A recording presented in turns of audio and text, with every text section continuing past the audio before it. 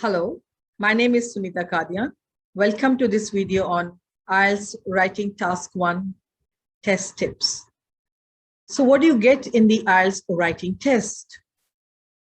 You get two tasks.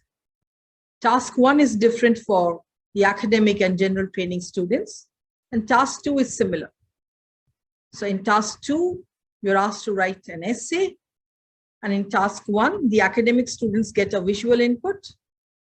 Like if you are the academic student, then you should summarize the information given in that visual input.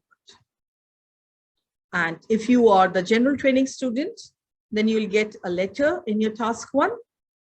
It can be a formal, informal, or semi-formal letter.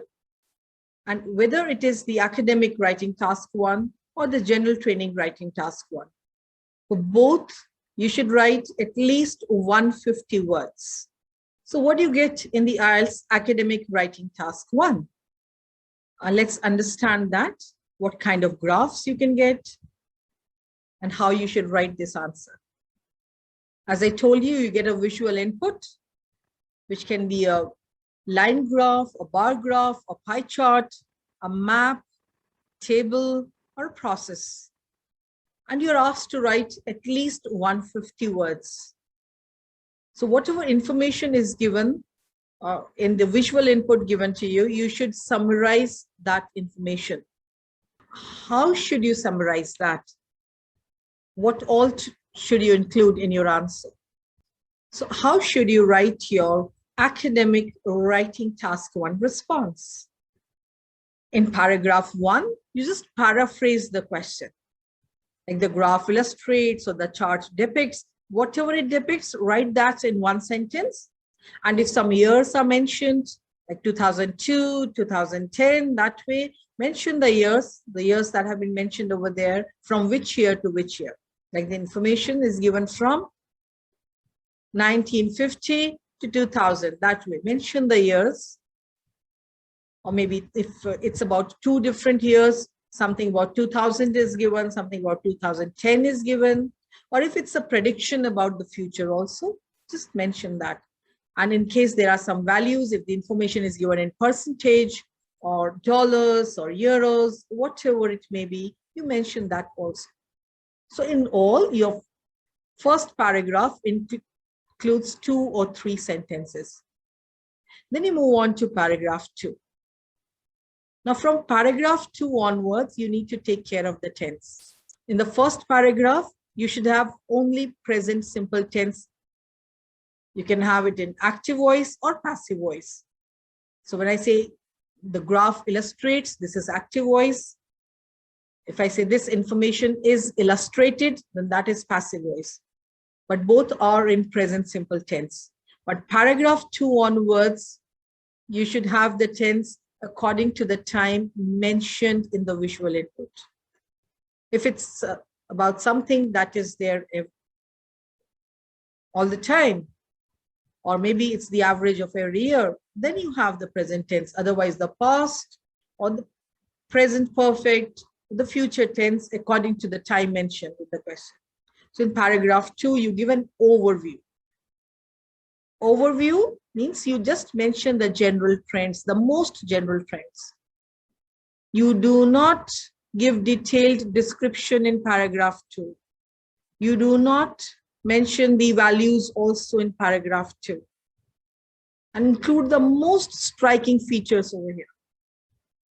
So whichever are the most striking features, you give detailed description of those features in paragraph 3. Include the values, how much percentage or how many dollars or whatever it is. You have to draw a comparison between 2 or 3 things given to you. So use that kind of language comparatively, as compared to, on the contrary, however. And if things are similar, then similarly, likewise. Take care of your vocabulary. There may be a surge in something, spike in something, so use a range of vocabulary. How should you write the general training writing task 1 response? So in the general training task 1 also, you're asked to write at least 150 words. Now, how do you get the letter over here? A situation is given to you and you get instructions about the points to be included in your letter. There are 3 points, 3 bullet points that are given to you based on that situation.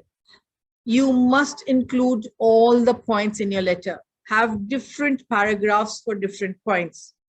Otherwise, you'll get a low band score. And as I told you earlier, there are 3 types of letters: formal, semi-formal, or informal. Accordingly, you have the salutation and the leave-taking note.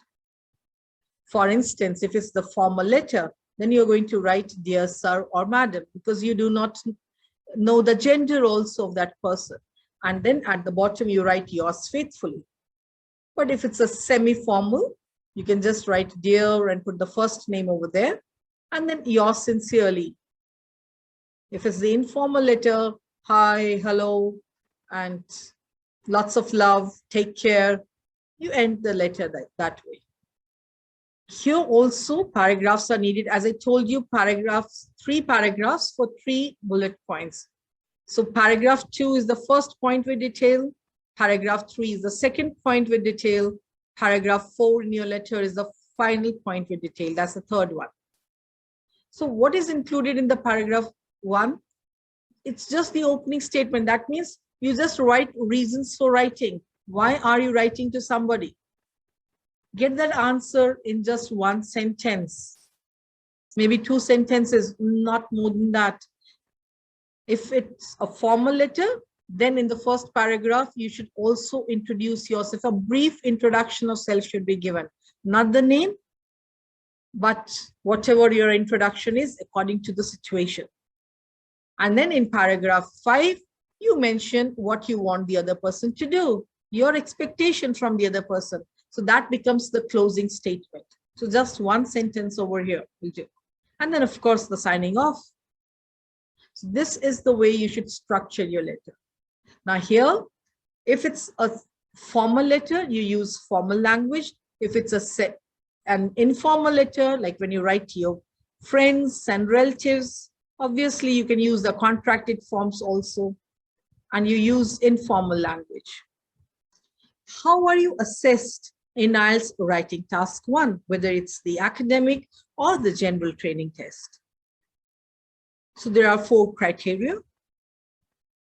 The first is the task achievement.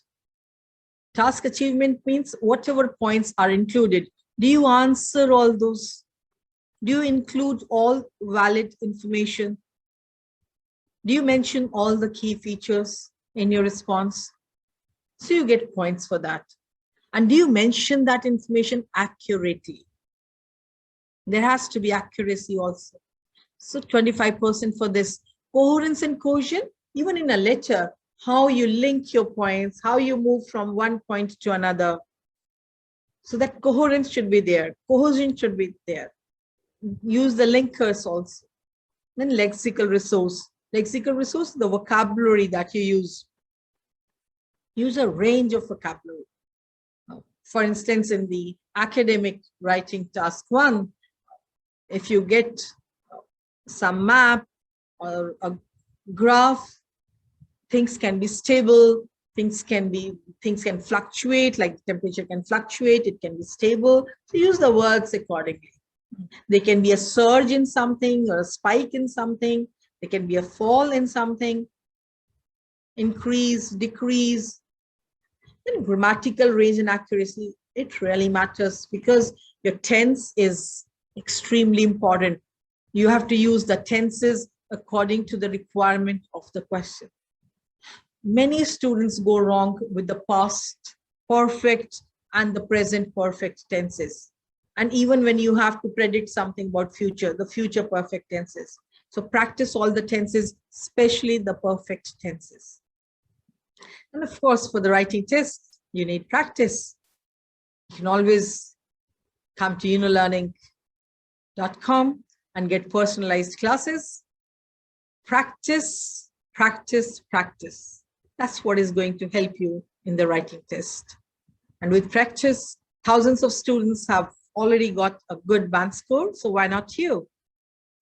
Get personalized live IELTS classes at affordable prices.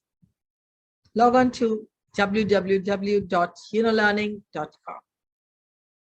All the best for your exam.